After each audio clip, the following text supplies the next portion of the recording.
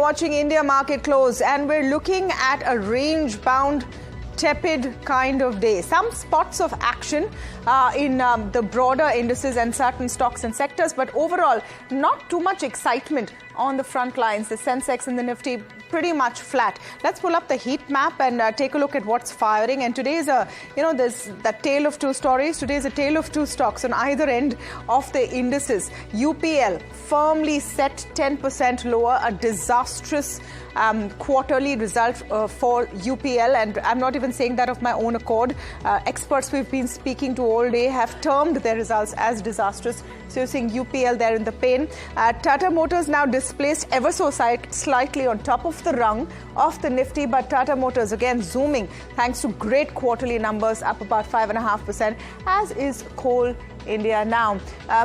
If you look at the broad sort of trend that we're seeing, Power Grid, of course, 2.8% up, but it's not just a Power Grid story, as we'll tell you. These are certain allocations that have been made in the interim budget, and Power Grid also boost up because of it. BPCL doing well as well, but Cipla, Sun Pharma, you're seeing a bit of that defensive play coming in. Bharti in the red ahead of its numbers. Let's quickly pull up advanced decline ratio to tell you what kind of a day we have seen overall. And there has been a bit of hesitation at the start of the week, is how I would describe it. You started fairly strong, but tapering off, and now as we come to close here, you are maybe going into a bit of negative territory. The Bank Nifty, let's quickly pull up the Bank Nifty as well to see what's happening there. Last I checked, it had slipped into the red. Yes, the Bank Nifty feeling a bit of pain. So you're seeing the broader markets muted, but specific sectors and stocks definitely seeing action one way or the other. Let's pull up first Paytm on our AR. Let's pull up Paytm and let's pull up Jio Financial Services. Again, that's a tale of two counters as per news flow. Paytm, of course, still feeling the heat, bludgeoning down. And quick programming alert, we're doing a special show later on at 3:30 where we're going to be focusing on what went wrong with Paytm. So that's again at circuit. Lost about 43, nearly 45% of its value in just 3 trading sessions. Jio Financial Services, on the other hand, firing up after reports that it may acquire some of Paytm's wallet business. Now, how that will happen, is that happening, is not known, but either way, that stock up 14% in trade. I was talking about what was happening with Power Grid. That same story you will see play out with an SJVN and NHPC. Specific allocations have been made for these companies. Power Grid gets the bulk of them, but significant numbers for SJVN and NHPC as well. So you're seeing those stocks doing well in trade today. So stock-specific action is what you could see, but overall, I would say a muted kind of start. Niraj, would you say this is a hesitant market at this point? Well, you could classify that maybe just the two perfect terms that you use, Tamanna: hesitant, skittish at higher levels, and that is something that we've seen in the last few days. But specific pockets are doing well. So PSUs by and large, PSU banks in particular, UCO Bank, IOB, just look at the kind of gains. But just, if you sort the BSE 500 index for gainers, 9 of the top 10 are PSU names. The statistic was 15 of the top 18 in the morning were PSU names, and that's largely remaining the same. So PSU banks and other PSU institutions are doing very well. LIC, in fact, is up about 6%, and that is quite a stellar statistic as well. So keep that stock in mind too. And in between, I'm just trying to see what else non-PSUs have done well. There's some strength in Mahindra Life, up about 7%. There's strength in Phoenix Mills, 2627, so up about 6.5%. So that's doing okay. Mahindra Holidays and Resorts has had a good move, so that stock is to be kept in mind. Mind you, this might be a bit of a delayed reaction to the Mahindra split, a Mahindra rejig, wherein they've changed heads, they've gotten newer people and done a whole top tech rejig on which Anish Shah spoke to us on Friday's session. So maybe a bit of a delayed reaction to what's happening to Mahindra Life Spaces or Mahindra Resorts. So keep an eye out for these names as well. Some gains for maybe pharma. The stock of the day to my mind though, it could either be Tata Motors or be UPL. We'll get in Hemant Kapadia in just moments from now to talk about the charts. In the second segment, we'll get in Gautam Duggad of Motilal Oswal as well. But We'll just get him in and talk about the charts in a moment from now. But just mark UPL and what UPL is doing in the session today. Down about 9% the last time that I had seen. And we will talk about it during the course of the day as well. 10% now for United Phosphorus. Himen Kapadia, Senior VP Institutional Equity at KR Choksi Securities, joins us right now on the show. Himen, good having you. Thanks for joining in. Is there a trade on the index, Himen, or is the index looking skittish and maybe there are better trades in specific stocks or specific indices? Very good afternoon to you, Niraj. Thank you for having me. I think you answered your question yourself. The Nifty is looking skittish. If I were to, I don't think intraday, but yeah, if I were to go slightly intraday, Niraj, it's formed a small rounding top, which is basically a bearish pattern. And on the hourly charts, the MACD stochastic and the RSI have signaled a crossover sell. Simply put, I'm not sure one could encourage a one-day trade, but if you were to look at it for a day or two, I think I agree with you, Niraj, looks skittish. Avoid it. There is some weakness coming in the Nifty as well as the Bank Nifty. So I'd say, and frankly speaking, in a market like this, shorting hasn't exactly worked. So I would say stay away. There is some weakness in the very near term. And I think that gets to be slightly more deep. I think one can look to buy goods. Okay. I mean, PSU banks and today too, they are making a mark and a presence felt, but PSUs by and large, I mean, power PSUs, NHPC, etc., are also doing well. Anything that stands out for you there? Well, frankly speaking, everything has shot through the roof, Niraj. I thought some of the PSU banks were looking promising, but I think after today's move, whether it's Bank of Maharashtra, Central Bank, some stocks which I currently don't have but have traded positively. I don't know. I would say maybe something like it's in the upper circuit now, Niraj. But New India Assurance is something which looks promising because it's just broken out. Okay, it's off the circuit now. We've had a roughly 8-week rounding bottom on the weekly chart. So I think New India looks relatively technically underpriced looking at the way everything else has moved. So I would say yes, New India Assurance is something I would pick on a smaller decline because I believe we are at 260 now. We are heading towards 290 and 320, but this is a more of a 6 to 8 week call. But yeah, coming back to the main question, Niraj, this is one stock which is still, I believe, somewhere cheaper. Hi, Himen. Good afternoon. Just quickly want to mark VRL before I come to your picks for this afternoon. VRL logistics numbers are looking poor, to say the least, on the face of it. Net profits down about 72%. That stock responding quite sharply. If you look at that chart, fallen off a cliff as those numbers have come in. Revenues are up, but margins are down 300 odd bips as well. EBITDA is also down 8.6%. Wondering if you track VRL at all, Himen. Any call there? And, your top trades this afternoon. Okay. Don't track VRL much, Tamanna, but looked at it while you were talking about it. 10 weeks of a sideways move. The range is 800 on the upside, 630 on the downside. Negative bias has taken support on the 55-week exponential moving average. No trade, but we're on the cusp of a breakdown. There seems to be a distribution pattern happening, Tamanna. But yes, for this to fructify, we would need a close above 632 on the weekly chart, and we are on the first day of the week. So, no, I would safely say no trade. In terms of calls, I will stick to what I like. I think Adani Enterprise had given a call last week, had moved some $200 from there. Still looks good. So it's a buy once again because I feel the stock is going to go to 4,000 plus after some time. But yeah, it's a trading call. So I have a shorter call, shorter target. 3,200 entry, 3,100 stop loss, 3,400 target. Once again, if you have a slightly longer term view, stop loss at 2,800, target of 4,000 plus. Looks great. Cusp of a breakout. And the other stock which is technically broken out is Tata Steel. Okay, now the breakout is fizzling out because it's a weekly level and we are almost down. But yeah, we've never historically sustained above 141 in the last 1.5 to 2 years. We're breaking out from here. So it's a 1 rupee paid up. So it's a smaller stock, smaller target. Buy at 142, stop loss 137.50, target 152. The all-time high is 153. Above that, we see 180, but this is a 4 to 6 month longer call. What I've given is a shorter term call and a shorter term target, maybe a medium term call. Come on. All right. Those are the top picks. Tata Steel and Adani Enterprises for Hemen. Tata Steel with a slightly longer view. Hemen, stay on with us. We'll take a very short break, but we'll keep a sharp eye on the markets. Skittish is our term this afternoon of how markets are responding. Range-bound trade trending in negative territory at this point. We'll come right back with a lot more.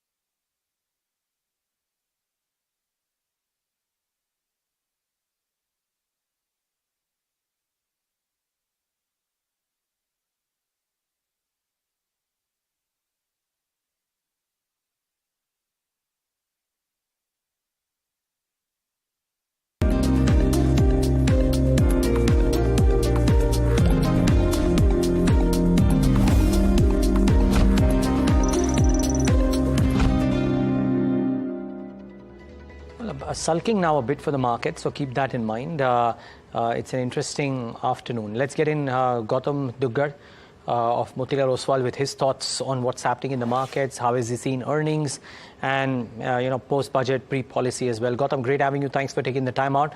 What's your thought, Gautam? We looking a bit tentative at higher levels for the markets.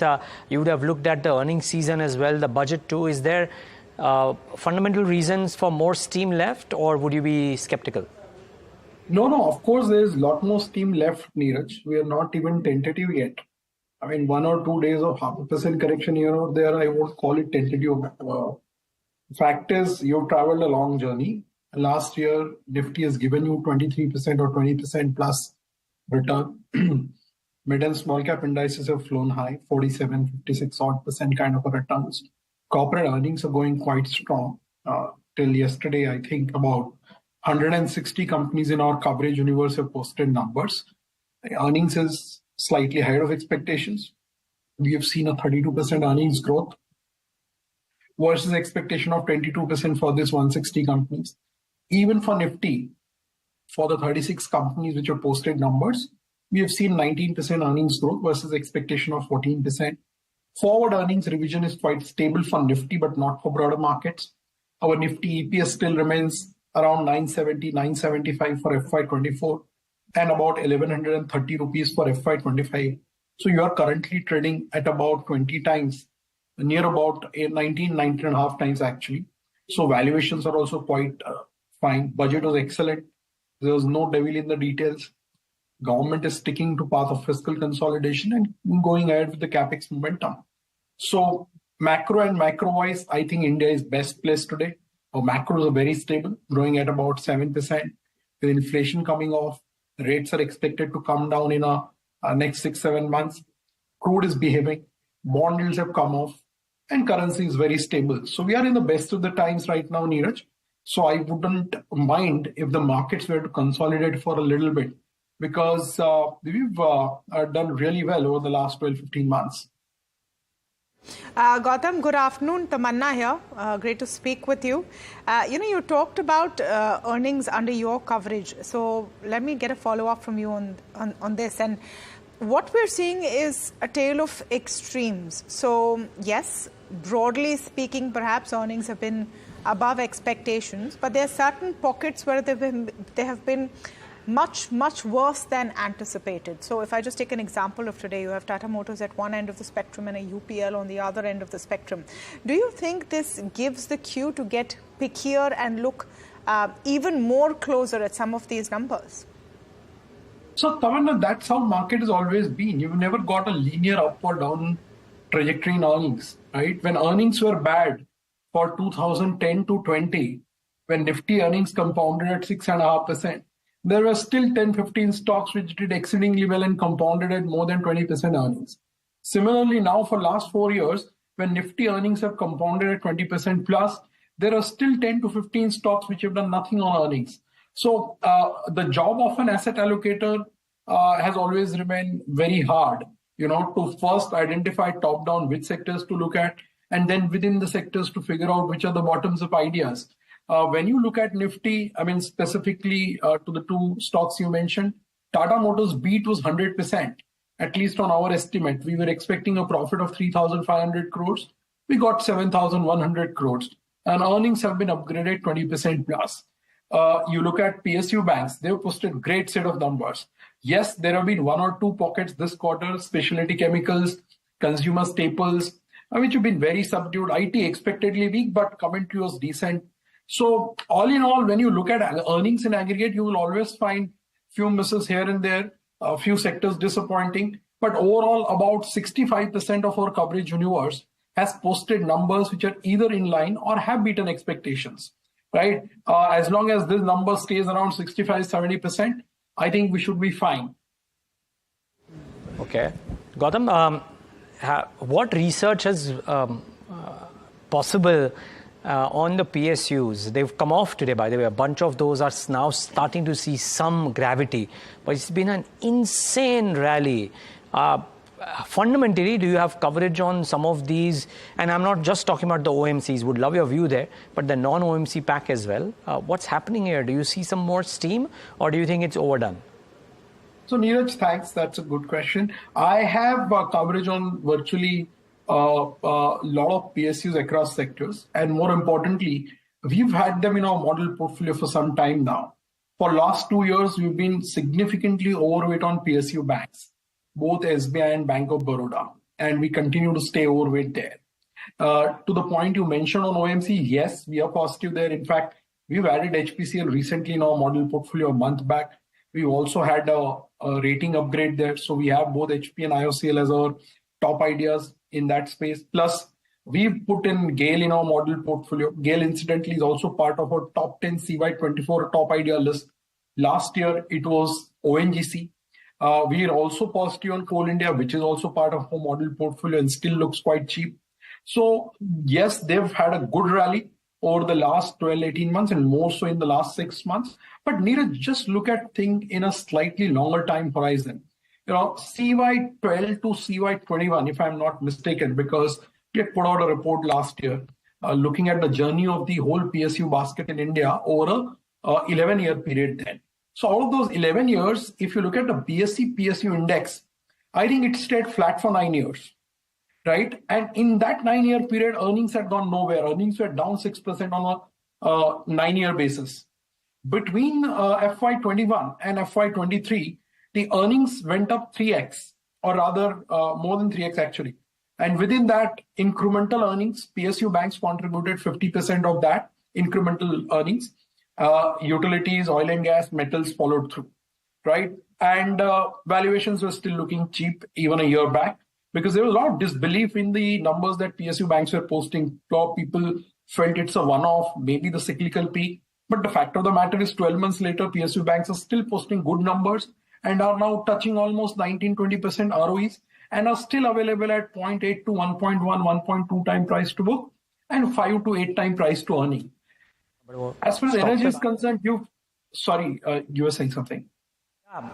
No, Gautam, just that energy. I was coming to energy before you just started. Energy, yeah. So on energy also, Niraj, if you see, most of the stocks, whether it's ONGC, HPBP, IOC, GAIL, or what have you, Petronet, LNG and all, they are still trading at either 10, 12p or a single-digit p with very attractive dividend yield still. So what has changed? The big change is the market's confidence that the current government dispensation will return to power, and therefore there will not be any policy disruption as far as PSUs are concerned. Right? There will be continuity on the capex spend. There will be continuity on the big picture strategic architecture that this government has drawn. And of course, in an overheated market where you have mid-cap index itself trading at 28 times 1 year forward, you still have a bunch of these 15, 20 companies which are available at single-digit to low double-digit Ps with very attractive dividend yields here and still having a very robust fundamentals. So yes, I agree, they've run up, but for right reasons. Absolutely. I don't know if I can quickly squeeze in a response, Gautam, on railway stocks. We're going to be speaking with management in a bit from now, and I'm just wondering if there are more legs to this. But, if you can succinctly put that forward. So, unfortunately, Tamanna, we don't have specific coverage on railway stocks yet, but must tell you that 5 years back, the railway budget used to be 40,000 crores. Last year was 2,40,000 crores, and I think this year is somewhere close to 2.5 to 2.6 lakh crores.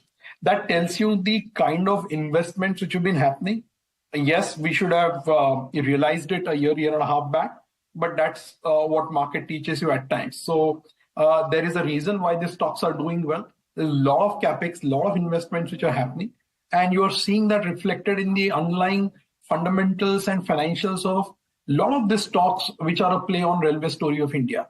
But unfortunately, we don't have a coverage on the space yet, so no opinion on specific stock idea yet. Fair enough. Thank you, Gautam. Always a pleasure to speak with you. Gautam Dugar there, Head of Research Institutional Equities at MOFSL, talking about, the quantum of increase in rail capex, and there's no doubt about that. Himen, I'm going to come to you on a clutch of stocks in the energy space, Power Grid, SJVN, and I'm not sure if you already talked about NHPC, but your take on some of them. Are they now overheated? Because you're seeing this pattern. A Hutco, for example, completely the apple of the eye, and today seeing a sell-off. What do you think is the trend line on an SJVN, NHPC, and a Power Grid? I think Niraj spoke about gravity returning, Tamanna, and I would go with that because, like you said, they are clearly overheated, they are overbought. whether it's Hardco or Power Grid. I mean, see, the setup is unequivocally positive. It's not that. But the quantum and the speed makes the rise a bit disconcerting. I mean, it's like copybook, but one would always want the small time price retracement, then the next round of the up move. Now, that's not happened. It's been a crazy, like Niraj said, insane linear one-way move. So if you look at Power Grid, I mean, it's been a slow-moving stock, Tamanna. You won't expect Power Grid to move like it has moved now in the last 10 years. But yeah, one all-time high, no known resistance level. So frankly speaking, not much to go on. Currently, it's moved between 225 to 290 in just 13 trading sessions or so. So yes, a little bit of pull off possible, necessary, needed. But if you're saying if this is going to be a reversal, no, I don't think so, because the grip is still positive.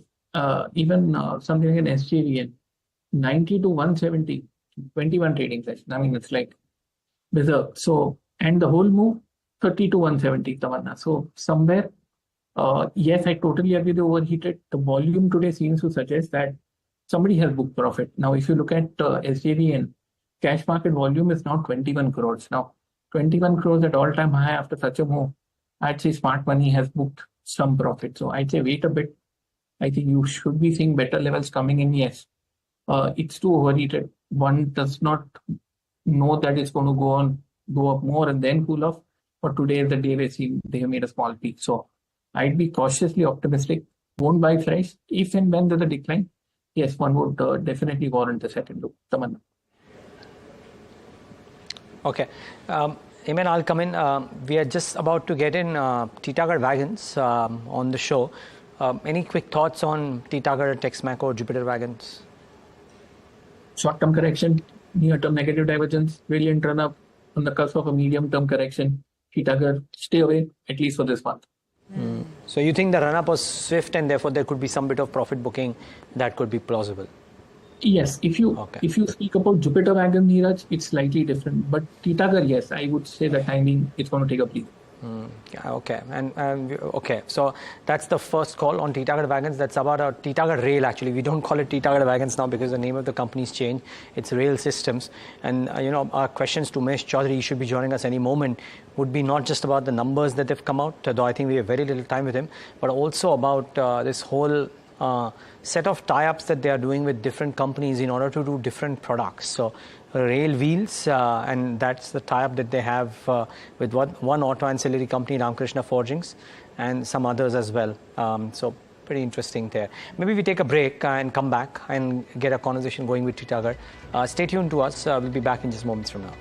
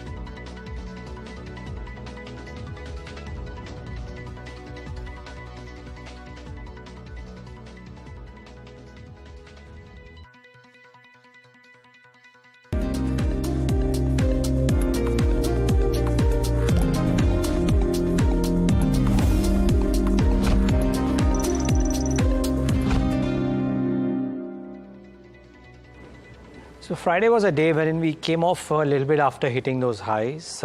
We had a decent outing for a better part of the trade today. And I think now the stocks are giving up quite a bit. In the last 45 minutes, we've corrected quite a bit. It's taken down the momentum from some of the other names as well. So that's to be kept in mind. Okay, I think Umesh Chaudhary, Vice Chairman and Managing Director of Titagarh Rail Systems, is with us.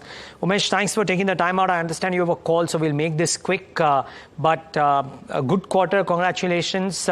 Is this the kind of performance then one anticipates about a 20-25% growth? You've maintained that the margin band would be between 10 and 12%, and I think you've done that too. But it's a very strong bottom line performance. Hi, Niraj. Sorry, couldn't join you earlier because of some connectivity problems. Yeah, thank you very much. So as I had mentioned earlier also when we spoke during the last quarter that, now is the time that we have kind of stabilized the current level of operations. The most notable part of the quarter gone by is that we were able to touch our target of 1,000 wagons a month, which we did in the month of December. And, while that was a one-off month, but going forward by March, we will make that into a regular feature and we'll be able to get to a run rate of 1,000 wagons per month on a consistent basis. So this will kind of continue to deliver us in a ballpark of 11-12% of EBITDA. And then the passenger side will start really coming in from later this year, or later in 2024-25, which will be the next booster for the overall business. I presume from the second half, would that be a safe assumption? That's right. So we are just kind of completing our Pune contract. We will start the Bangalore in a couple of months at the latest. And then the Surat will start at the later part of this year, so the second half of next financial year. Got it. Umesh, the other question is, I mean, now one you had a JV with RK for the wheels thing. Then I saw a couple of other announcements wherein you've done some other JVs too. And you've told me in that interaction that we had at your factory that you're trying to do more than just the main body of the coach and wheels, but also the internal. So tell us a bit about what else have you embarked upon? When do these start contributing to you? So the idea, Niraj, is that particularly in the passenger rail segment side, rail system side, we would like to be the most integrated manufacturer in this segment. So basically, we would like to keep whatever are the components where there is pricing advantage or supply chain regularization or ease advantage available with us. We would like to make that into a make decision rather than a buy decision. And as I had mentioned, if you'd recollect, that we would not like to do everything by ourselves, but go into the joint venture or collaborative model to do those items. So this is in extension of that, where we partnered with Amber Group for certain components like the interiors of the train. They are also co-investing for the recapitalization of Firema, which is our Italian venture, which will also help us to expand, our market base further for the components that are being developed in India to Europe. So it's an overall win-win situation for them because it sees their products entering the European market. For us, because we get on one side capital with them, on the other side management bandwidth from them, and on the third side we are developing key components together. So Umesh, before we let you go, because I understand you have a tight schedule, what else is on the anvil? I mean, are you trying to do beyond this other aspects as well? Because that, to my mind, will be the part of the undiscovered growth story. So Niraj, basically, as I always have said, that for us, the two business segments, the freight and the passenger, the product that we make, that is the coaches and the wagons, is the epicenter. And what we are trying to do is we are trying to capture value all around whatever catches the radar around the center of the product offering. We'd like to capture value in that. So on the forward side, it is the services, spares. On the backward side, it is the components. So we don't want to go out of the radar. We would like to stay within the radar of these two products that we are doing, the passenger coaches and the freight wagons. But whatever falls within that radar, we'd like to capture that, provided it means economic valuable interest to the company. Mr. Chaudhary, good afternoon. This is Tamanna here, and great to be speaking with you. I'm just trying to understand that in the interim budget, the rail capex, the outlay for rail capex was not really increased substantially. And the sense was, or the estimate was, that there would be a lot more money coming in, considering how ambitious the nation's railway plan is. I want to understand how that impacts at Titagarh Rail Systems. Do you see some slowdown in the order book as a result of this, or are you, penciling in maybe a rationalization post the July budget? No, so I would like to answer this into multiple parts. So one is, as you said, it's an interim rail budget. So whatever needed to be done between now and July has only been announced. Whatever needed to be done post-July is something that will be in the main budget. And I believe, considering, even the recent speech of the Honorable Prime Minister in the Mobility Conference, where he gave so much of emphasis to the importance of mobility, connectivity, rationalization of costs and all of that, I think it's only a sign of how things are going to come or be in the future post the election results. So for us, we have a very, very, knock on wood, strong order book, and we are seeing continuous requirements coming in as we go along. And with all of that, I believe that the railway story, I sincerely believe that the railway story is just about begun. I don't see that there is a slowdown anywhere in the near future. Right. We'd like to catch up with you again, Mr. Chaudhary, to get more details on whatever is next, including all the metro projects. But thank you so much for joining us this afternoon on NDTV Profit. Umesh Chaudhary of Titagarh Wagons, but an NDTV Profit exclusive coming right up. Unsecured loans continue to be popular among banks and borrowers. Contrary to general expectations, personal loans have continued to grow despite RBI imposing some restrictions. Mimamsa is joining us for more details. Mimamsa, you've taken a look at the data. What is the source of this data and what are the numbers telling you?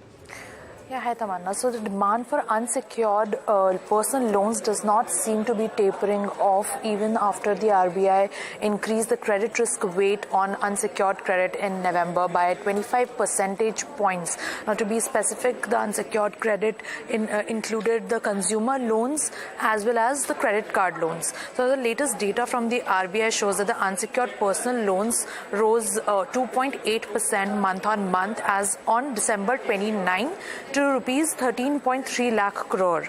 Now, year-to-date rise was 23%. Similarly, credit cards loans were up 3% month-on-month to rupees 2.5 lakh crore. And year-to-date, the rise was 16.1% as on December 29.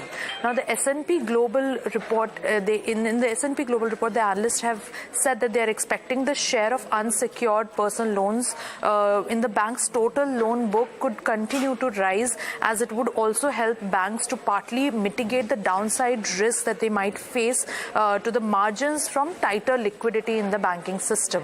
Now, the Reserve Bank of India had increased the credit risk weight on unsecured credit, which has not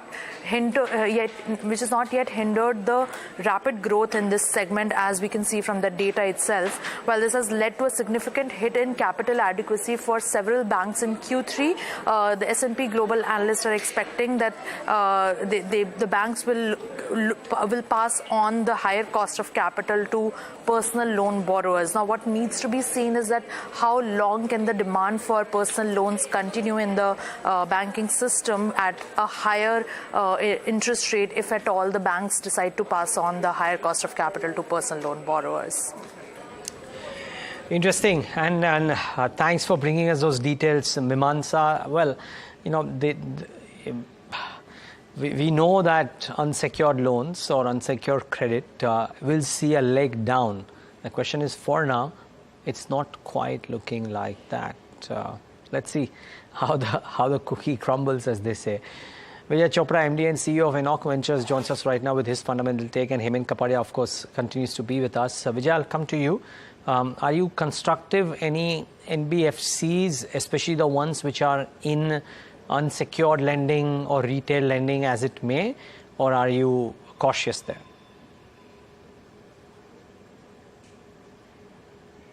Vijay, I think you're on mute. Extremely sorry. There was a report from RBI a few months back that RBI is quite skeptic on the kind of unsecured lending which is happening. And this is a very good proactive step that the central bank has taken. Because what we have seen in the West, especially US and Europe, where a lot of lending has happened and a lot of defaults are, a bubble is forming. So this is a very proactive step which RBI, has been talking about, and it has taken in the case of Paytm as well. They stopped their loans, the loan book first, and then now they have red flagged this issue of compliances. Many accounts opened on a single PAN and so on and so forth, and what kind of compliance problems are there with Paytm. So all said and done, I would say that I would be very cautious as far as the unsecured lending goes. Even secured lending, is at times, not the books are not doing that great, because due to the high interest rates, there are defaults, and banks actually do not want to sell real estate. That's not their job. Their job is to get interest from the loans they have disbursed. So I would say that unsecured loans per se is a dangerous thing, and especially when the proper compliances are not met, the windows of risk are not actually the risk part is not studied properly. So we have seen that with DHFL. What happened? It was a secured lender, but again they lent a lot of money to unauthorized lands and so on and so forth. So we have seen certain accidents in the past. So I would say that better stay away from unsecured lending NBFCs. Just incidentally, look at what's happening to some of your smaller banks. UCO up 13% today, IOB, IDBI, Bank of Maharashtra, all having a really good day, when largely the bank Nifty is sliding in the opposite direction. But we're talking about UPL. UPL reported a disappointing December quarter. The company's revenues dipped 27%. Margins contracted even more dramatically. I wouldn't even say substantially. Varsha joins us with more. Varsha, now we've been seeing persisting weakness in the company's results quarter on quarter. Is this something that's happening in this space with prices of agrochemicals, or is there a deeper UPL problem? So no, Tamanna, actually agrochemical, if you see recently Sharda Cropchem also posted its results, and the results were pretty bad. There was even volume decline for the company. So overall in agrochemical space, this problem is, it will still persist. So coming back to UPL, so UPL saw weak results, and that's the reason stock price is under pressure. Now, if you see the key highlights, what were the reasons behind this weak quarter was pricing and destocking, as has it earnings. So revenue decline was led by destocking, a low channel demand in North America and Europe, and ongoing pricing pressure across key markets, including Brazil. Now, few of the con call highlights that I want to share is, one is they're launching new products which will help recovery in next 2 to 3 quarters, and they aim at operating cost savings of almost $100 million in FY25, and they expect year-on-year single digit. So volume growth would be single digit year-on-year. There would be decline in volume growth, but sequentially volume growth should see growth.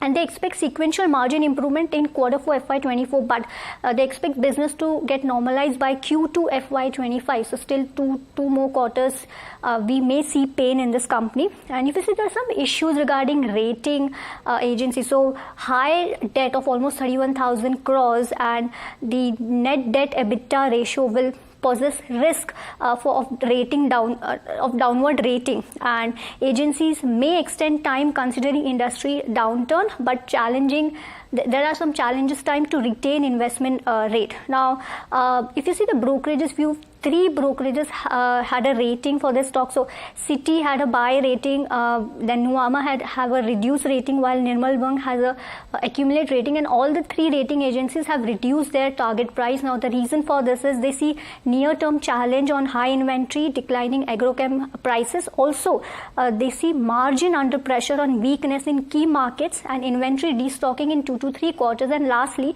risk of credit rating downgrades and pressure on balance sheet is a concern according to these brokerages. Risk of credit rating downgrades could be a big one, and which is why I think the stock has just failed to recover today at all. I'm guessing the charts look vulnerable, Himen, but is the damage already done? Is it close to some key supports or nothing like that? Actually, Niraj, frankly speaking, the key support was at 500, and we've sliced through that a bit too easily, I believe.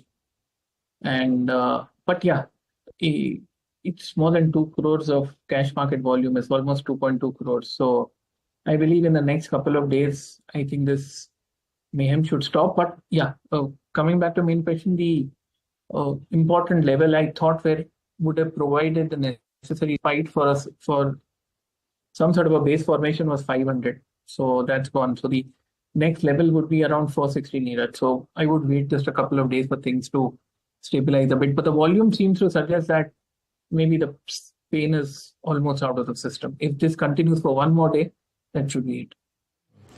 So the pain is almost out of the system. Vijay, I don't know if you have a view on UPL, but do you see this as a larger agrochem problem?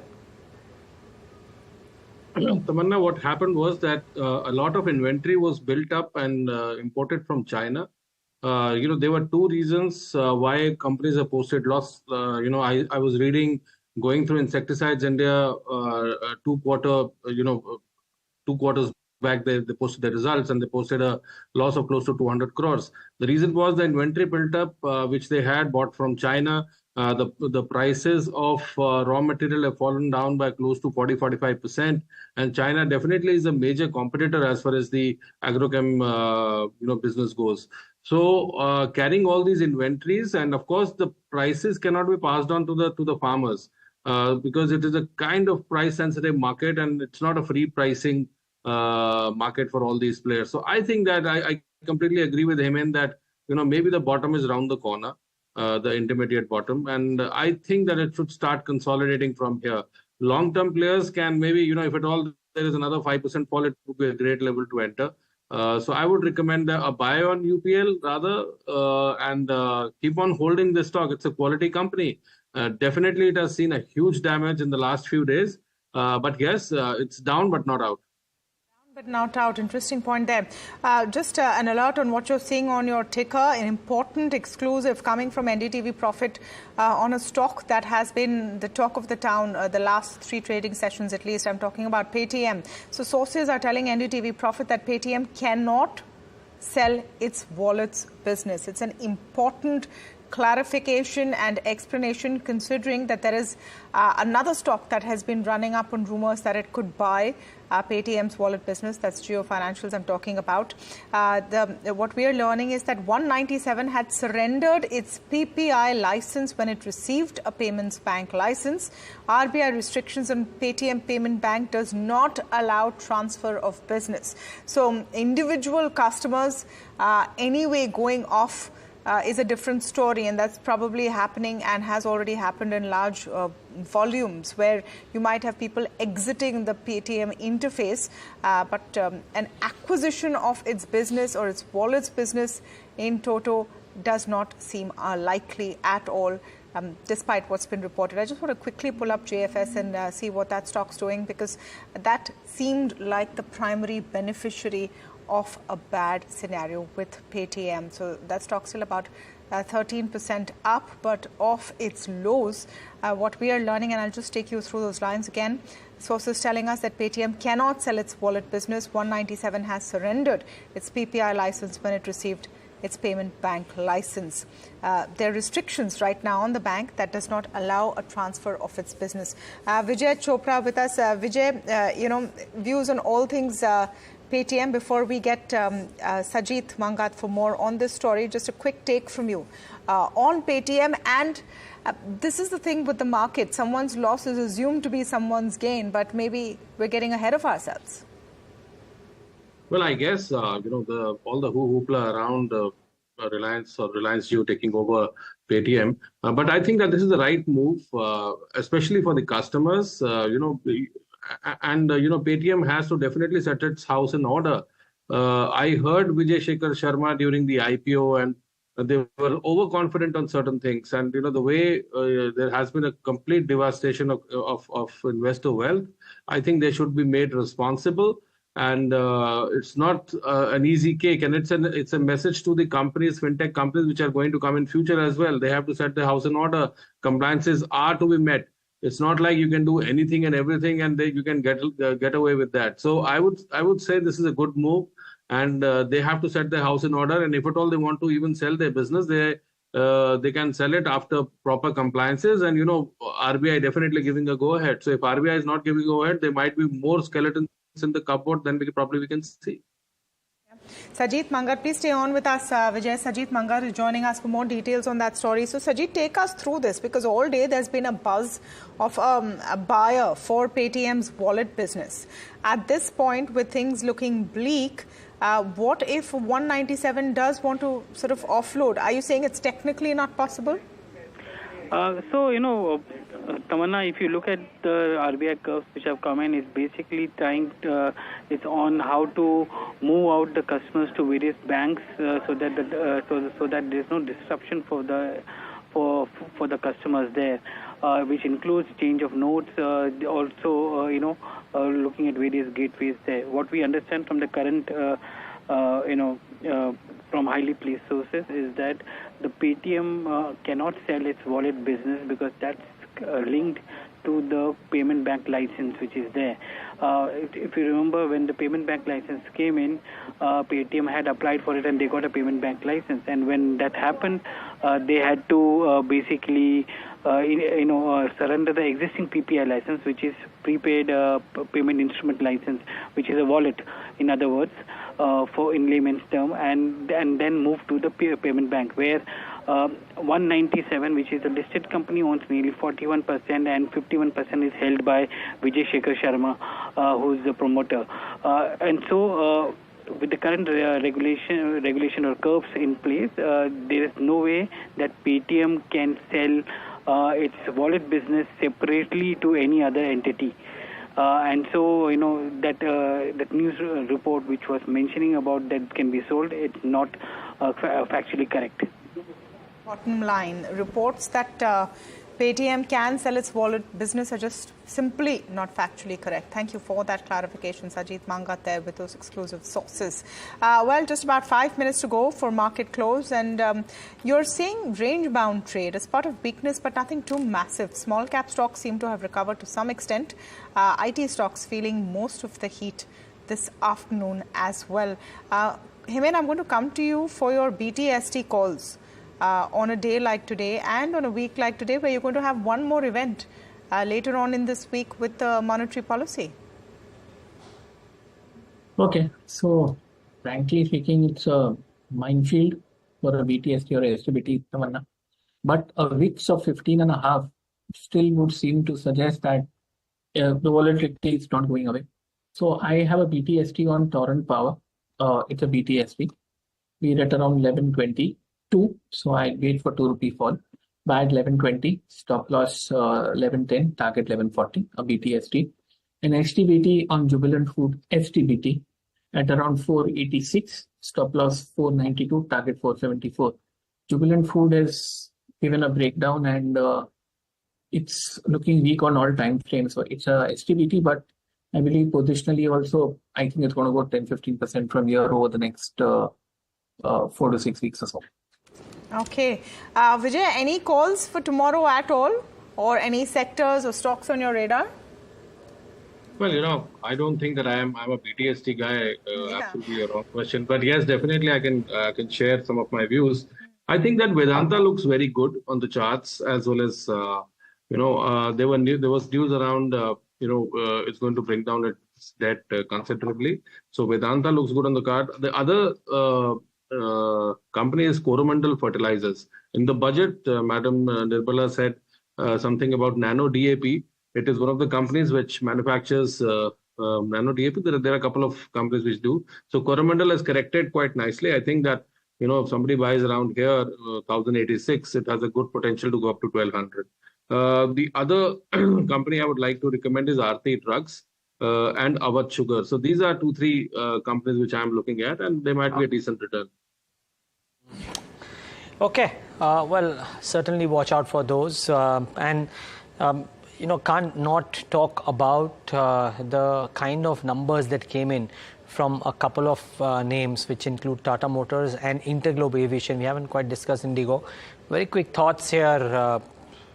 Firstly, Hemant, to you very quickly. Indigo has cooled off a little bit. What do the charts indicate? Time being small breather. If I had a slightly longer term view, 35 and 3800. Time being is taking a breather. All right, a small breather. Indigo come off its highs, but definitely a fantastic quarter and another consecutive fantastic quarter for the airline with the largest market share. It might also start business class seats as per one brokerage report. That's what Nuvama thinks, but we'll see how that goes. Vijay and Hemant, thank you so much for joining us this evening. Let's look at how the markets are closing and how we're seeing off this Monday trade. It's not been a very exciting day all around, and that is sort of reflecting in the close as well. The Nifty is looking set to close about 0.5% or a little short of 0.5% down. The Bank Nifty leading that sort of weakness. I just want to pull up the Nifty chart through the day to track how it's been. And you're seeing more weakness coming in during closing as far as the front line is concerned. Look at that. Look at that, where in the last half hour or so, you're seeing that weakness coming in. Nifty set maybe to close near the day's lows as well. Let's pull up the heat map to see where that pressure is actually building in on the frontline stocks, and it's coming from UPL. I mean, this stock is getting badgered. We've had a clutch of experts today talking about it all day. The last one a few minutes ago, Vijay Chopra said that, it's down but not out. The worst perhaps is done, but still, that stock 11% down. And you're seeing even Bharti pretty weak there, just ahead of its numbers. Numbers due later today, so you'll see the result of that on markets tomorrow. Tata Motors, on the other hand, having a superb day. Coal India, BPCL. I mean, whoever is saying that PSU stocks have run up too much, they're no longer the flavor of the season, is looking at some other market clearly, because ONGC, Power Grid, Tata Steel as well, all of them doing exceptionally well. Good day for pharma as well, not so much for tech and IT. So all in all, we'll wait and see if this market continues to be skittish on the edge going into a big week in terms of the RBI decision. But for now, that's it from me, Niraj.